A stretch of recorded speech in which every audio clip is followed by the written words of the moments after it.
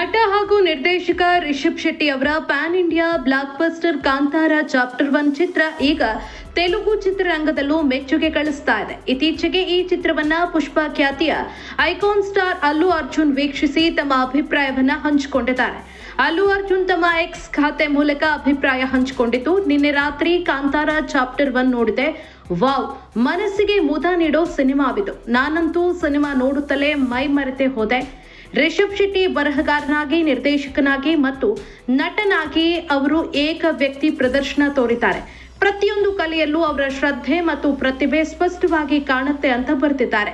ನಟಿ ರುಕ್ಮಿಣಿ ವಸಂತ್, ಜಯರಾಮ್, ಗುಲ್ಶನ್, ದೇವಯ್ಯ ಸೇರಿದಂತೆ ಎಲ್ಲಾ ಕಲಾವಿದರ ಅಭಿನಯಕ್ಕೆ ಮೆಚ್ಚುಗೆಯನ್ನ ವ್ಯಕ್ತಪಡಿಸಿದ್ದಾರೆ. ಜೊತೆಗೆ ತಂತ್ರಜ್ಞರ ಕೆಲಸವನ್ನು ಪ್ರಶಂಸಿಸಿದ್ದಾರೆ.